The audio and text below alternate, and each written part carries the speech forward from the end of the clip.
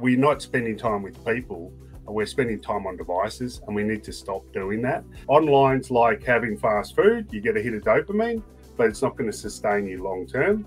Whereas meeting up face to face is like having a home cooked meal. Takes a little bit longer, but it's really sustaining for us, and it will keep us healthier for much, much longer.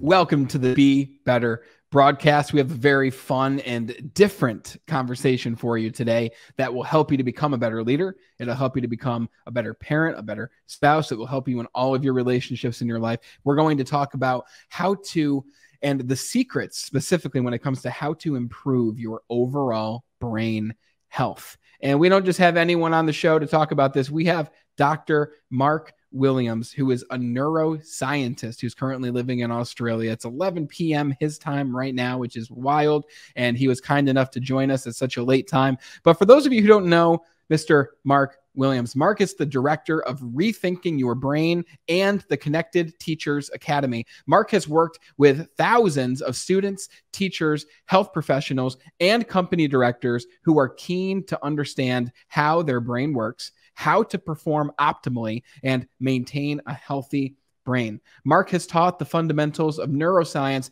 to a wide range of students, as well as publishing more than 70 scientific articles, and he worked at MIT in the USA and multiple universities where he lives now in Australia. His new book, which is out now, The Connected Species, How the Evolution of Our Brain Can Change the World, will be published on August 15th. And by the time that you're listening to this conversation, that book will be available for you. There's a link in the description. So be sure to share this episode when you take away even just one cool fact or strategy or philosophy that you learned from Mark today in this conversation. You're the reason that the Be Better broadcast has grown the way it has over the past 2 years to over 300 episodes, because you are the best part of the Be Better team. So let's talk about brain health with the man himself, Mr. Dr. Mark Williams. It's great to have you on the show, Dr. Mark. Thanks for having me along, Brandon. Absolutely. You have a very diverse background, and we just saw a bit of that in the introduction there. But for those of us who don't know you, again, can you give us like a background of maybe the work that you've been doing over the past decade or so to give us more of a foundation of what you've been studying and what you've been working on? Yeah, so it's been pretty diverse, but most of it's been focused on our social brain, so how our brain actually enables us to communicate and connect with other people. I've done that in a variety of different ways. So I've done it in everything from patient studies, where I've been looking at autism, also in Alzheimer's disease, also in little disorders, or unusual disorders like prosopagnosia, which is face blindness, but also in normal individuals and how normal individuals learn to communicate and learn to relate to each other. So that's through facial expression, perception, body language, eye contact, and language, of course, which we use a lot more these days. Very interesting. So, okay, so for someone like me who's ignorant when it comes to the idea of neuroscience, like I grew up in the world of sales, so I'm very much aware of the power that nonverbal communication plays. I'm very much aware of this connection that we seem to have with other people when they're experiencing different emotions and different states of being. We're empathetic to them. We can even feel the emotions they're displaying. Especially working with thousands of different people, you start to recognize patterns of communication. So what are the important foundations that are important for us as everyday communicators? What's important for us to understand, and what's practical when it comes to the relationship between our brain health and our effectiveness of communicating and connecting with other people? Yeah, great question. It's a big question, but I'll try to keep it as short as I possibly can. I think the one thing that a lot of us don't realize is that our brains are plastic, and so they're changing constantly. And so what we now know about our brains is that we need to be constantly using our brain, or we slowly lose our brain. So the more you exercise your brain, the stronger it is and the fitter it is, just like your body, and therefore the longer you'll live. And the best way to exercise your brain, and the thing that actually activates more of your brain than anything else you can do is actually just sitting down and talking to someone. So the best exercise we have for our brains is actually just sitting down and chatting to somebody. And that'll exercise your brain better than anything else you can do. That'll keep your brain healthier than anything else you can do. And now there's a lot of research coming out suggesting it'll actually increase your lifespan by up to 15 years. So you can actually increase your lifespan by 15 years just by sitting down regularly with people you trust and you like and just chatting with them. So it's a really easy thing to do. And we're now understanding a lot more about how important that connection is and how important that socialization is for all of us. Yeah, you look at places like the blue zones.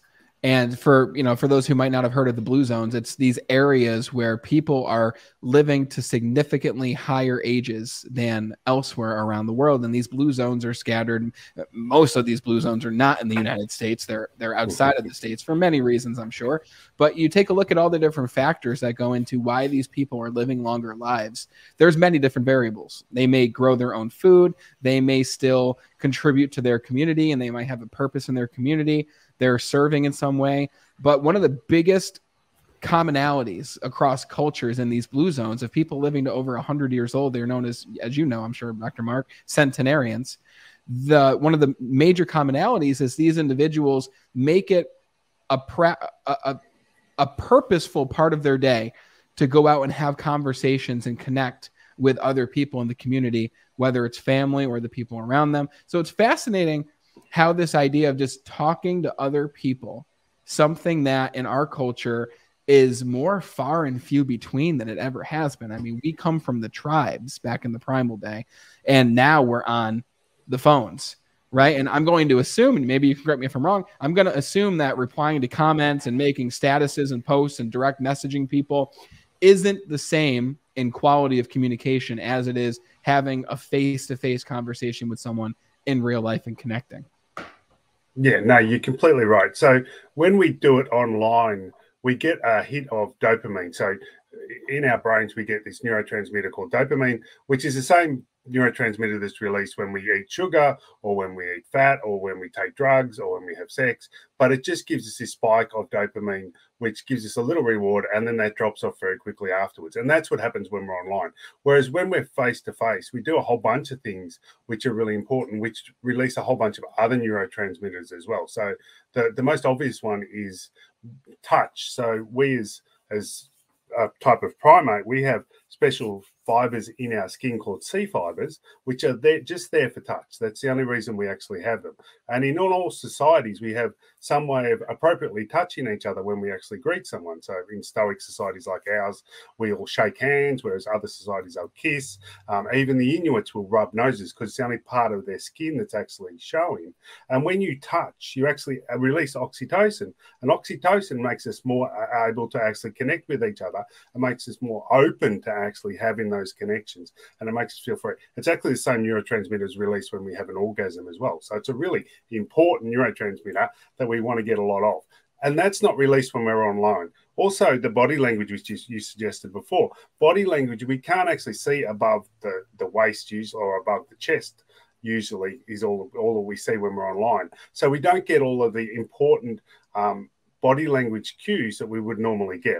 So we have a mirror neuron system, which actually makes us mirror each other when we're actually sitting next to each other or standing next to each other, which is why, you'll see a bunch of teenagers together and they all look as though they're doing the same thing, because they actually are, because all their mirror neuron systems are all activating and they're all connecting and they're all trying to show each other how connected they are with each other. And we do that automatically. And again, that activates areas in our brain, which then release really important neurotransmitters like serotonin and other endorphins, which actually make us connect and make us realize the other person understands me, the other person's part of my group. So yeah, there's a whole bunch of other things that happen when we're face-to-face that we don't get when we're online. So I like to use the analogy of online's like having fast food. You get a hit of dopamine, but it's not going to sustain you long-term. Whereas meeting up face-to-face is like having a home-cooked meal. Takes a little bit longer, but it's really sustaining for us and will keep us healthier for much, much longer. So we've got to start, spending more time with each other, which is easy to do if you actually, spend the time doing it. And you feel better afterwards, right? It's a pretty easy way to exercise.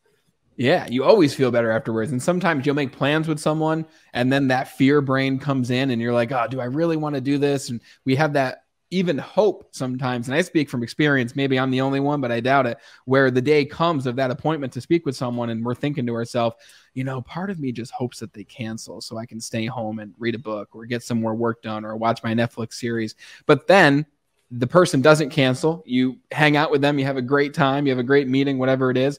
And then afterwards, you're like, wow, I'm really glad that we spent that time today. I'm really glad that we got together and connected. But like you said, more work goes into that and it can take longer to get that benefit. So I'm asking from a standpoint of benefits for someone who is thinking to themselves, okay, the title of your book sounds amazing. And again, for those just tuning in, the name of Dr. Mark's new book is The Connected Species, How the Evolution of the Human Brain Can Save the World. And for those watching, if you look at Dr. Mark's screen there, you'll see the beautiful cover of The Connected Species, which has a lot of people's side profile of their faces. And it's really great artwork there. I'm curious, when you're putting this book together, you've been a professor for a long time, and you could have written a book on a lot of different topics, I'm sure. Why did you want to write about the connected species? Why are you talking about exercise in the brain? Why are we talking about brain health? What's the why behind this book? What are you looking to accomplish, or what change are you looking to create in the world as a result of this book? Yeah, it's to be honest, it was a culmination of several things. I've been working with schools for a number of years now, and I've seen a real increase in loneliness in schools, a huge increase in mental health issues in schools, anxiety and depression especially, both with the students, but also with the teachers. And loneliness in schools is at an all-time high, and it's gone catastrophic levels in the last 4 or 5 years. So that was one impetus for it. There was another one. I was working with a lot of directors of companies, and I was seeing that within those directors, they were having a lot of trouble with productivity and a lot of trouble with collaboration and getting people to actually work with each other and work within teams. And that made me realize that there was something breaking down here, something that's going wrong that we need to do something about. And then COVID hit and everyone just got pulled apart even more. And that made me realize, hey, it's about time, you know, I really need to do this. I really need to sit down and actually write the book that I've been planning on writing for so long, because COVID exacerbated all the problems that we were seeing before that. But COVID just sort of highlighted them for, I think, a lot of people, and made me realize that it was about time we actually started thinking about this. Because if you think about the human species, we're not the smartest. You know, we don't have the biggest brain of all the species out there. We're not the fastest of all the species, and we're not the strongest of all the species. We actually became the alpha species because of our connection, because we actually collaborate with each other and we work together, and we've done that over millions and millions of years. And that's what's meant that we've evolved this brain, which is dedicated to connection. More of our brain is actually dedicated to connection. We have a large brain so that we can connect, so that we can actually communicate with each other, so we can collaborate, so we can do all these really important things.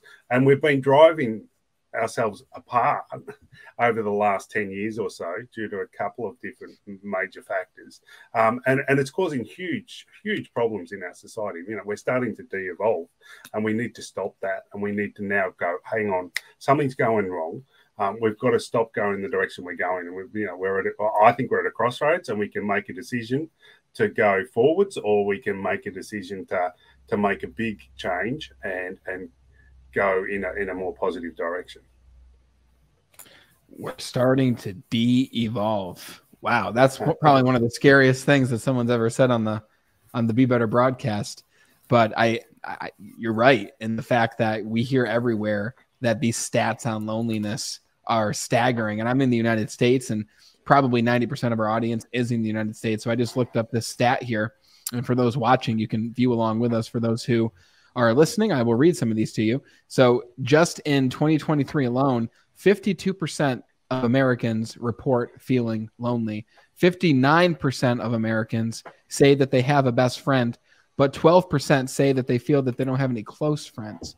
47% report their relationships aren't meaningful, right? Like the stats go on and on. There's like 22 different stats here, and it's from Judah Schiller. For those who want to look this up, I'll put the study in the description here. But it just goes to show that loneliness is a real problem. And it's fascinating because in a world that's more connected than ever, with the advent of social media and all the new platforms that come out every year, we are more lonely than ever, even though we are more connected than ever.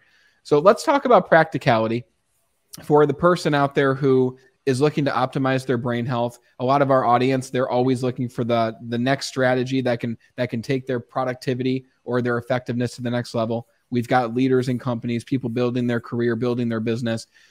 What can we do? So if we look at your book, what is a practical strategy that you'd recommend for us that we can do every day in order to exercise our brain and start seeing results that can bring us closer together with other people and make a change?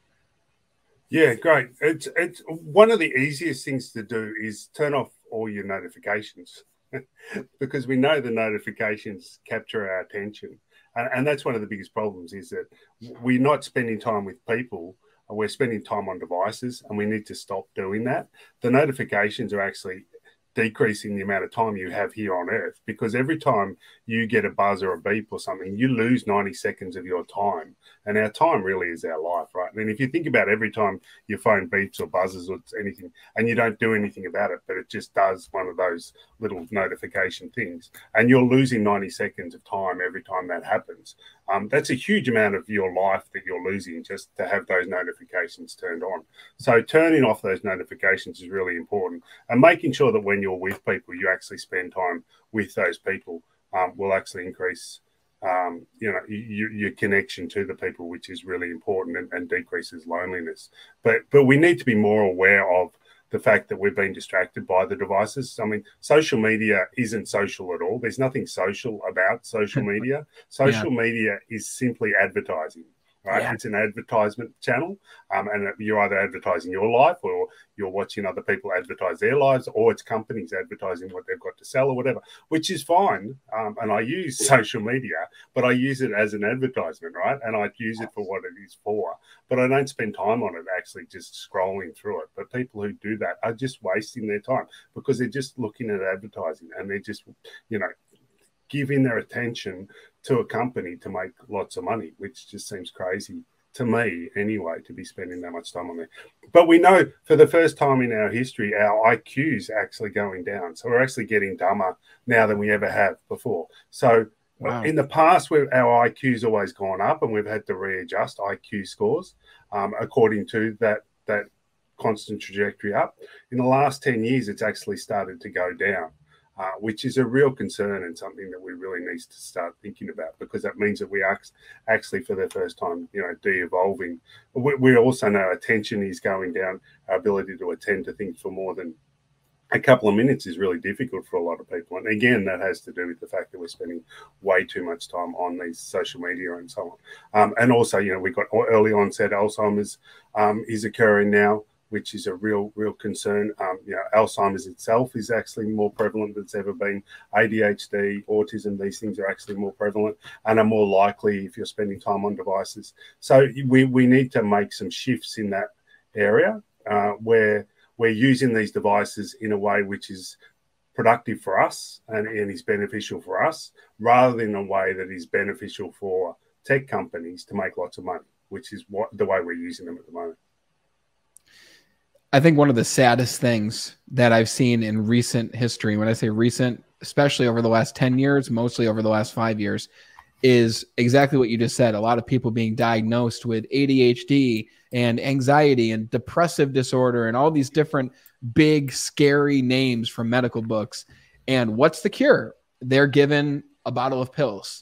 And it's not like, oh, take these for a month. It's no, take these for a month to start, because that's when it's going to kick in. And then you're going to take them for the rest of your life.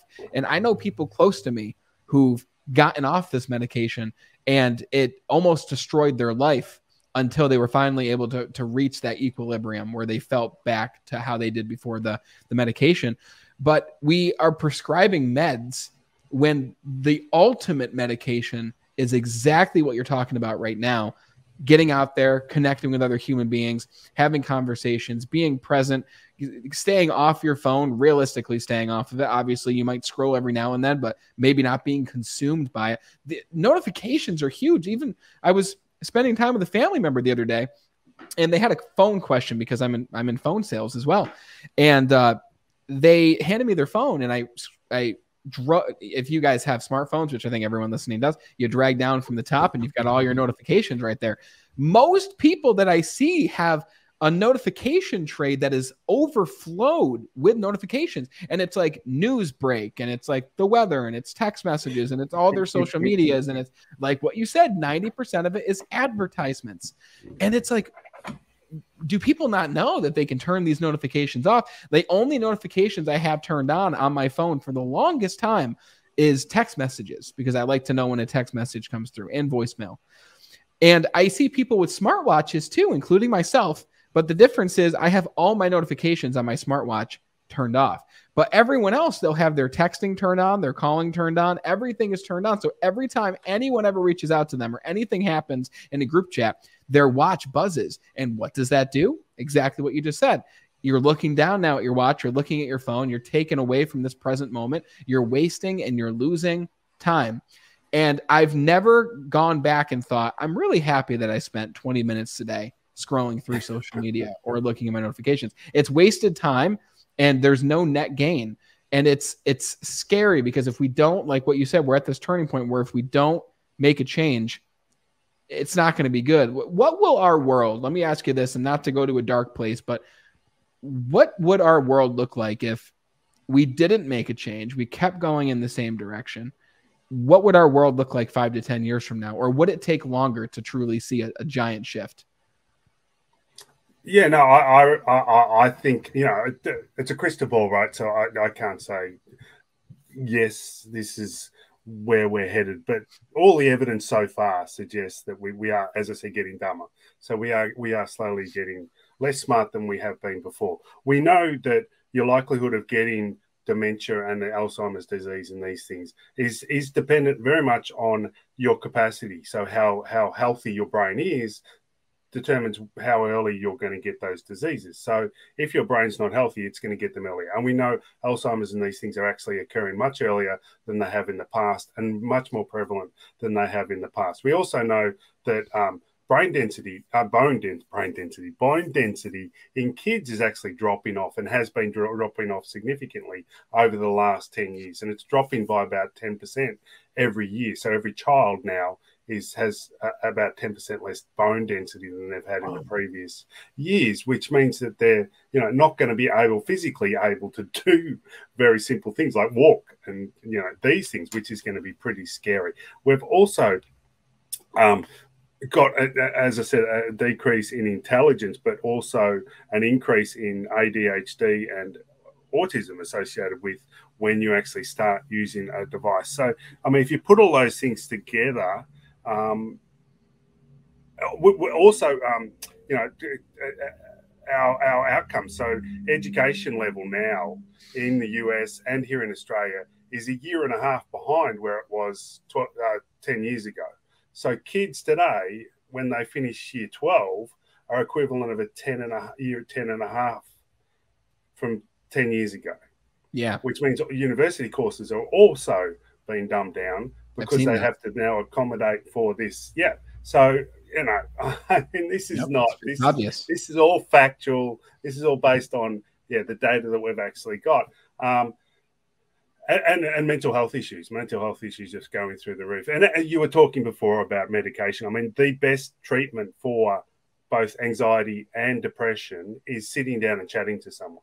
It's better than any drug we've got on the market at the moment. Yet we're still handing people drugs every time they feel lousy, rather than actually telling them to go and chat to someone. Actually find a friend, right? Find a friend, spend time with them. You're not only helping yourself, you're also helping them. So there is this significant problem. And so far, this experiment is not looking good, and it's not looking good at all. I mean, we've even got, we've found recently, there's a bone in the back of teenagers that's actually growing like a spike, because when it was originally found in older people who had really bad problems with their posture and so on as they got older, It's now been found in teenage kids because they're always got their head down. So they're actually, there's a little bone at the back of your head which actually connects, there's a muscle there that connects down your neck, which holds your head up. And that little bone is being stretched out. So they've got a little spike on the back of their heads because of the fact that they've always got their heads down. Wow. I've spoken to a lot of chiropractors. He said that the number of kids they're now getting into the chiropractors and into physios that have got postural problems because of the fact their heads are always down. Yes. And because they're not actually doing any physical activity. So, you know, it's physical problems as well. It's not just, I mean, not that it's just mental, right? Mental problems are really bad in themselves, but also you've got the physical problems on top of that. Yeah, I'm scared for where it's actually headed, and I think we need to have a big shift in the way we're doing what we're doing, because it just makes no sense to me. I mean, why would you have a teenager sitting in their room on a device being lonely? I mean, it makes no sense at all. I mean, yeah, we used to send kids to their rooms when they were naughty. It used to be a punishment. And now it's what they do on a regular basis. Yes. It makes no sense, logical sense at all. I mean, 20 years ago, yeah, parents would have laughed if they had been told that, you know, we're going to be trying to drag kids out of their bedrooms and get them to go out and do stuff. Yes. Yeah, that's where we're at, which is, yeah, crazy. What you mentioned about bone density and how bone density is reduced by 10% compared to where it used to be in children. Is that because children are more on their devices now than they used to be outside doing things, playing on the playground, things that actually cause their bones to stay strong and to get stronger? Is that why? Yeah, because our bones actually react to load. So whenever there's a load, so when you're standing, you know, you've got a load on all of your bones. And so therefore your bones get stronger and more calcium's put into your bones, so they get stronger and stronger. And that happens all through your childhood. As your bones grow, you also have greater load going on them, so that they get denser and denser as that extra load continues. And the more sport you do, the stronger your bones become, because the more dense they become. Because kids aren't doing sport anymore, a lot of them are now sitting inside and playing video games and looking at their phones. Yeah, it's becoming less dense than it was before, and a lot of these kids, and their bone density is like an elderly person, because they've never actually had that continuous load on their bones where they've been doing a lot of exercise, and therefore established a good bone structure. That's fascinating, and it makes sense. It's just something we don't think about. So let me ask you, when it comes to conversations, because now at this point, we get it. Things are not headed in a great direction. We know that connection is the ultimate medication to many of the ailments that we're facing in today's society, both adults and children. When it comes to connection and conversations, are all conversations created equal, or are there different and specific types of connection and conversations that helps us to grow and improve our brain? And when I ask this, I mean, if you and I met, we grabbed coffee, we talked about the weather, current events, is that the same as a different type of conversation that might yield more benefits? Like, what types of conversations are the ones that will help improve our brain health, or is it just general conversation? So general conversation's good. It's not as good. It's much better than not having the conversation. So, you know, chatting to anyone, chatting to a stranger is good, and it is worth doing. But having a conversation with someone you're connected with, someone you trust, and someone that you can have an open conversation with about things that are worrying you and things that are concerning you is better than just with a stranger, with someone that you don't know. But I don't want to diss the stranger thing, because that's also really important. But having that someone close to you that you can have a deep conversation with and a trusting conversation with is better than just having a vague conversation. And I think that's also one of the problems we have at the moment in society, is because, you know, we have this weird obsession with all being busy, and everyone's trying to prove that they're busy all the time. So we're not having those real conversations anymore. One of the first things I do when I'm working with leaders is talk about the gap that you need to leave when you're having a conversation. So in the old days, we used to have more time, or we've actually got more time now than we've probably got the same amount of time now as we did then. It's just now we're trying to prove that we're busy, so therefore we don't leave any time to actually have a real conversation. But when you have a real conversation, what you should do is listen to the other person.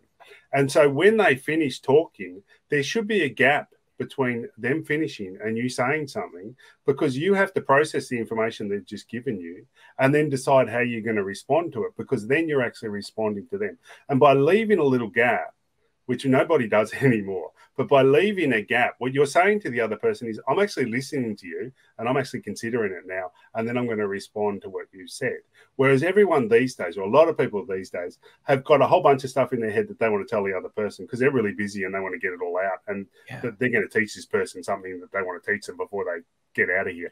And so they don't leave any gap, and they don't actually listen to the other person. They're just waiting for them to stop so they can tell them what they want to tell them so they can then get out of it, which is not about, that's not conversation, right? That's you just telling the other person what you want to hear, and they're actually just telling you what they want you to hear, and neither of you are actually listening. So you might as well be talking to a brick wall. And so, yeah, we need to be leaving those gaps. We need to be slowing down and leaving a gap and listening to what the person has to say, and then responding to what they have to say before we tell them what we want to tell them. Or even just responding to what they want us to talk about. And then you'll make a real connection with the person, because the people understand that and people realize that. And I don't think people realize that they realize that. But you know, when you've had a real conversation with someone, when you've had one of those meaningful conversations with someone, which is much rarer these days, where you feel as though the person actually really heard you and then actually considered what you had to say and then actually responded to what you had to say. And that you know, really does fix the soul. You know, that really does get deep inside us. And it's even a lot more now because it rarely happens. And I can imagine there's probably teenagers out there that it's never happened to, right? And and they would be shocked when it did happen. And so they would make a real connection. But that's what's really important to start off with. And it's what I spend a lot of time with leaders, teaching them how to have those real conversations with people. Wow. That's amazing. For those listening, again, what we're talking about is all these strategies and ideas and philosophies that come from Dr. Mark's upcoming book, which is out now. It's The Connected Species: How the Evolution of the Human Brain Can Save the World. And I recommend you go grab a copy of this book, give it to people that you give it to the people you love, give it to your friends, give it to your students, whatever it is you do, give it to your team, because what you just said there about leaving the gap, super important. I read a book years ago. It was one of the first personal development books that I've ever read. It's How to Win Friends and Influence People. Oh, and, yes. You know, Dale Carnegie, you're familiar. Most leaders have read it. It's a classic book. And if I could give one principle to someone to have that much more effective conversations and be remembered, it is to focus on the other person throughout that conversation and become massively curious about the other person rather than do what you just said, Mark, about teaching them something or sharing, unloading all of your stuff onto them and thinking that's a conversation. What if you made 80% of that conversation about them? Because what you'll find is when you become very massively curious about them and ask them questions about them, they will naturally be more inclined to ask you about you. Not always. Sometimes it just becomes about them, and that's fine. I feel better in conversations generally hearing more about the other person than it is sharing about myself. I know all about myself. I have stories I tell myself all the time, but I don't know all about them, and I'd rather learn all about them. And that's really a sales 101 principle, right? But not everyone has been in sales and has learned effective selling techniques. Now, what you said, though, about how it's important to have these conversations with strangers, but it's even more powerful to have open and vulnerable conversations with people that you trust and know. Some people, like you said, some teenagers haven't even experienced the benefits of having these real connections. Okay, so how does that teenager, or how even does that adult out there in the world, go out there and find and create those vulnerable connections with people that aren't just surface level, that aren't strangers? Seems like a simple question, although sometimes we need to go back to those basics. How can we connect and build those deep roots of relationships? Yeah, I think it takes time.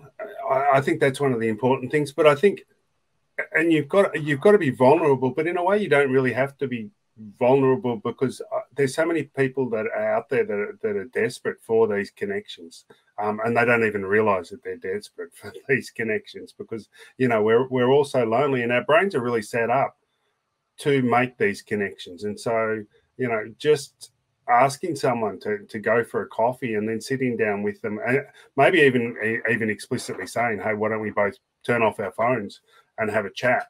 And so do that, and make it personal. And as soon as we were just talking, as soon as you give them the time, it's amazing how people will really open up to you and really make that connection very quickly, and then be calling you before you know it, and you might get sick of them because they want to chat all the time. But you know, there are so many lonely people out there that you'd be amazed at how quickly you can make those connections. You've just got to be vulnerable enough to say, hey, let's have a cup of coffee, or let's go for a walk, or let's have a beer, or whatever, you know, go down to the beach, or whatever it happens to be that you enjoy doing or they enjoy doing, and put the phone away, because that's the first thing that'll actually interrupt one of those conversations. You know, if it beeps and they look at it, you're going to get annoyed by it. And then give them the time. As you said, do the 80-20, right? Just spend 80% of the time listening to them rather than talking, and you'll be amazed at what you'll find out about people, but also how quickly people will open up to you if you just give them that time and you stop, right? Don't be busy. Actually spend time with someone. Spend some of your life on actually doing something worthwhile for you and for someone else, rather than being busy all the time. Wow. It blows my mind that we're even having this conversation, because this sounds like common sense, but common sense isn't so common anymore. And it's so important to get back to these roots, because the society and civilization that we were in the 90s, I was born in 94, to give you an example. So I wasn't around really in the 90s. I was an infant. But even the early 2000s, me growing up as a kid, we'd call our neighbor, hey, are you going to be outside? You'd go hang out. You'd go play. You go through school. You naturally have friends that you then hang out with after school. But now everyone goes home, they play games. And then you move into the workforce and you talk to people in the workforce. You get a job. But I know so many people now who are even in their early 20s, they're still living at home. They don't have a job. They're gaming. They're trying to create their quote unquote brand on their social media, their advertising platforms. Like, it's just such a different world in such a short amount of time, where it makes so much sense that we really need, and we need to, it's imperative that we revisit this foundation of connection, because like you said, if we don't, then the world's going to look super different in the next 5-10 years from now. And we know how quick technology progresses. This is going to progress just as quickly as that. Now, with your book, if someone could only take away one thing from your book, what do you hope that they take away? Because it's a big book. I saw it. What do you hope they take away? So yeah, as you said, there's quite a few chapters in there. And at the end of each chapter, I have a takeaway, which is, this is what you can do today to change your life. So there's a whole bunch of different things that you can do in there. But I hope what people take away from it is that we got to where we are today because of all of us, and all of us have contributed to who we are today. And we need to love all of us. We need to stop the division. We need to stop the separation, and we need to start recognizing that we're all in this together. And, you know, I have a laptop here, and that laptop, you know, all the bits and pieces that came from that laptop came from all over the world. It didn't come from, you know, just the people down the road who I associate with. And the development of that came from thousands and thousands, millions of years of development and learning through, you know, again, collaboration across the world and across thousands of different societies and different cultures. And so we need to recognize that we're not here now. We don't have all this cool stuff because of one group. We have it because of all of us, and we need to appreciate that. We need to appreciate everybody and what everybody has to offer, rather than being separated the way we are and continuing. You know, the segregation of our societies, I think, is really sad, and we need to stop that. And we need to start appreciating everybody for the beautiful people that we all are. Well said. I love that. Where can people grab a copy of your book? So it's on all of the bookshops. Wherever you get your books, you can get the book. So yeah, go for it for everywhere. I've been told by my publisher I'm not allowed to spruik any particular bookshop, so I won't do that. They said that's very naughty. So yeah, just look up The Connected Species, Mark Williams, at any bookshop or online. You should be able to pick it up. If they don't have it on the shelves, just ask them and they'll get it in for you. Amazing. Super cool. I have a couple of rapid fire questions for you if you're up for it. Oh, definitely. Let's go for it. Okay. All right, let's do it. So if there was a Brain Olympics, what is an activity or two that you would include in that Brain Olympics? Sustained attention, being able to hold your attention without being distracted by things. There's a lot of research or a lot of suggestions now that people who are able to control their attention and not get constantly distracted are going to be the most valuable people in the future, because everyone else is losing that ability. So yeah, sustaining your attention would be number one for me. And then the second one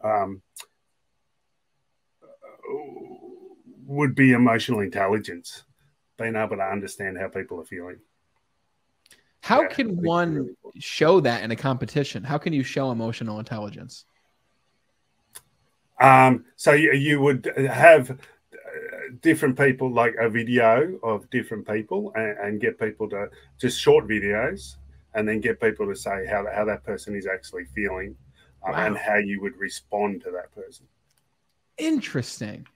What, there needs to be a Brain Olympics. I think I would watch that. I would watch that more than I'd watch like pole vaulting. Hey, I like that. Yeah, it'd be fun. It'd be really fun. Yeah, that's super cool. It'd be fun to see. I mean, if you think about it, our brains do everything that we are, right? They're everything. They're our personality. They're our sleep-wake cycle. They're our, our heart rate. They're our anxiety. They're our depression. They're all of our emotions. They're all of our memories. They're everything we're going to do in the future.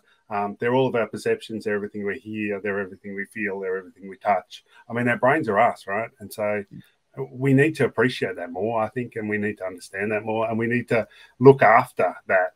A lot of us spend a lot of time looking after our bodies, but we don't look after our brains in the same way. And I think brain health is something. I think brain health is hopefully the next big thing. I think hopefully it'll become the old body thing rather than everyone going to the gym. I mean, that's important too, absolutely. But I'm hoping that the brain health thing will become a big issue coming into the future, especially now that we see that it's got to be looked after. Otherwise, you're going to have issues later on. Yeah. Well, I think the point that, and the fact that we're having this conversation says that it is moving more in that direction, which is awesome. So the final rapid fire question. I'm curious. Oh, sorry, that was supposed to be quick, weren't they? No, I love it. No, I love where it went because it's powerful. This one is, if your research resulted in a piece of sci-fi technology that related to brain health, what would that piece of sci-fi technology look like? You can take it wherever you want. Oh, golly.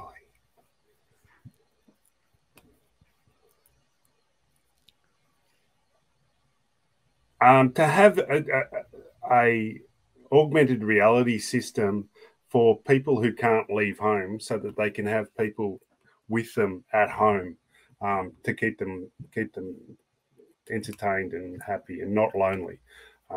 I think one of the big problems going forward is we're going to have a lot of people at home who are elderly or older, or even young, who are lonely, and having some way of giving them friends, through something like augmented reality, I think would be really cool.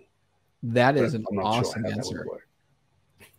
I did not expect that answer, but I think that is something that is so important, because we have so many boomers who are retiring now, and they're getting older and they're at home, and there's so many that there aren't enough nursing homes and facilities to even take them in. So many will be at home. And again, we just talked about what is one of the keys to longevity and living longer: optimizing brain health, having conversations. So if you're listening out there, maybe this will be you, doctor. Maybe you'll be the creator of this, but a way to bring those conversations into the home space. And no, Facebook is not the answer. Instagram is not the answer. Social media is not the answer. But how can you bring real, genuine conversations into someone's home? That's beautiful. I didn't expect that answer, but I'm really glad I asked you that question. Oh, thank you. Thank you very much. So, Dr. Mark, it's been a pleasure chatting with you. For one more time for everyone listening, I'm going to put the screen on it as well. Go grab a copy of Dr. Mark's book. There's takeaways, like you mentioned, at the end of every single chapter that you can use to optimize your life, help your loved ones optimize theirs. The name of Dr. Mark's book is The Connected Species: How the Evolution of the Human Brain Can Save the World. And I'm just really grateful to have had you on the show. This has been a wholesome conversation, a very practical one, and a very, very important one.